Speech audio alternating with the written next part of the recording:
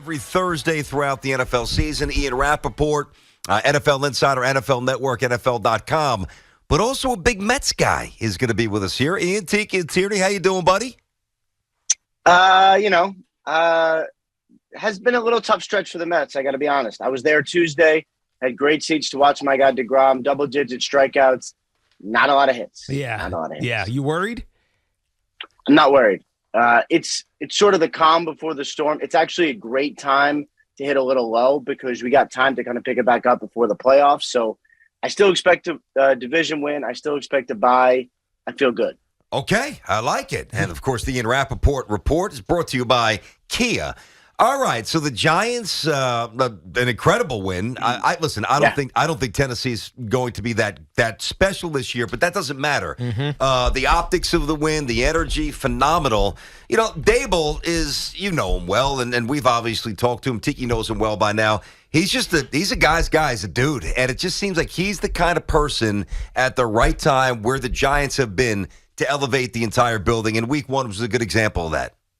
Yeah, and when you're hiring a coach, there's a lot of discussions about what kind of coordinator you should hire and how important is play calling. And I know that was a big discussion last week.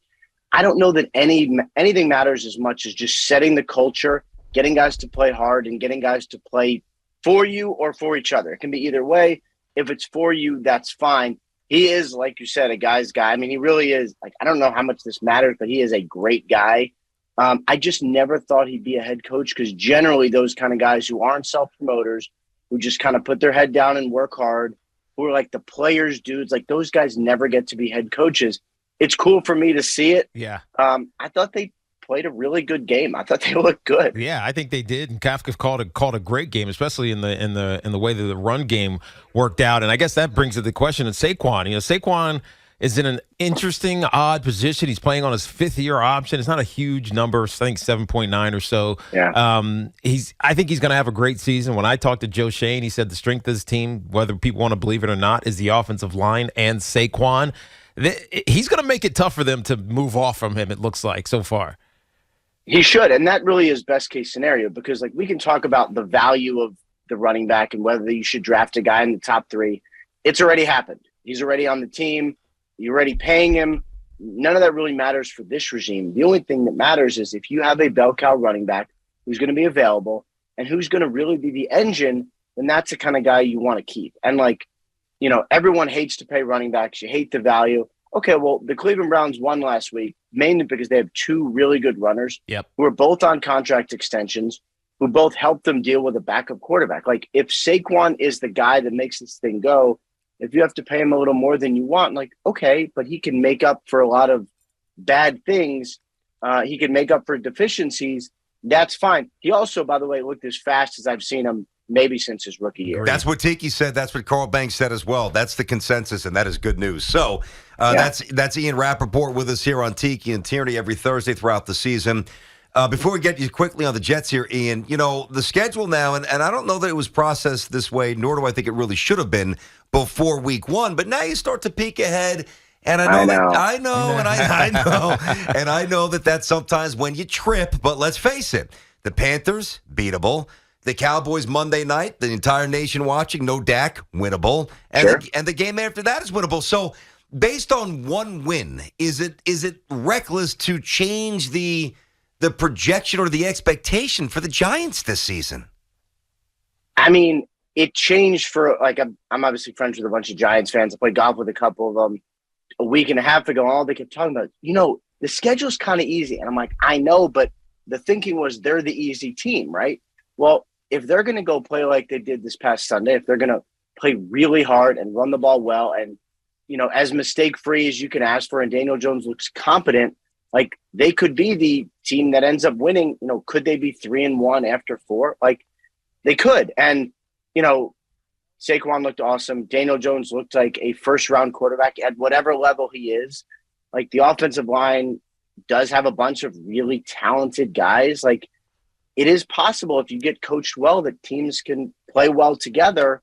So, honestly, for me, it kind of changed the expectations of what the Giants are going to be this year. Yeah, no, I think there's no doubt about it. I think, unfortunately, for the other team in New York, the Jets looked bad, and a lot of it was offensive line play. Some of it was I actually think a lot of it was play calling offensively. Defensively, they did okay. Joe Flacco looks stiff and like a statue and programmed. Is it as bad as we reacted to it? No, I think having a backup quarterback, and like Flacco is, I think, a good backup quarterback. He's 37. He's smart. He's going to help Zach. A lot of things that you want a backup quarterback to do, he's got. It's just he doesn't seem to be one of those guys who can come in and stabilize things for 4 games. Like, he's not Jacoby Brissett. He's not what the Cowboys think they have in Cooper Rush. We'll see if they actually do. He's just a good mentor. So, so make him the third string. That's what you would think, but he's the best quarterback to be the backup right now. So that's a problem. I will say this. If Zach Wilson comes back and has his moments, and by the end of this season, you're like, okay, I think we got a quarterback and we got a defense that plays hard. Maybe we got a running back. Like, if it starts to look a little better by the end of the season or by the middle of the season, it's not going to matter what the record is because you'll think they're building for the future. You just have to feel like it's headed somewhere. That is the whole thing. That's what Saleh talks about when he says not the same old Jets. You have to feel like it's headed toward the right way. Real quick here, I know you got to do a hit for the network here. It's Ian Rapoport, Tiki, and Tierney on the Fan. So when he was hired, I know early stint with Seattle, really made his bones with the Niners, obviously, and he burst on the scene. And it was universally hailed as a good hire. I wanted him, okay. And I know the word on the street is he's a smart guy, he's a people but is he maybe not ready for this? I don't know that anybody's ready for it. So, like, to me, I don't know that he's done anything wrong either, right? Like, where they should be now in the development is this should be the kind of year where they should win 7 games maybe and have the quarterback look like he's the guy and have the defense play hard and steal one. And you're going to lose some and you'll probably lose more than you win. But you must feel like he's the guy in control. And, like, I understand what he was doing this past week where he's talking about this is not the same old Jets and I'm keeping receipts. He doesn't care what you say or I say, which is fine. He cares about how the locker room responds to him, and we will see.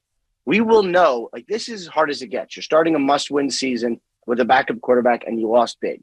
We will find out the reaction and how ready he is to coach this team in the next couple weeks. Yep, we're going to start getting some answers early. Ian, go do your hit, buddy, every Thursday right here on the Fans. The Ian Rapoport Report with Tiki and Tierney. Thanks, bud. Enjoy week 2. Thanks, Ian. All right, look forward to it. Take care, guys.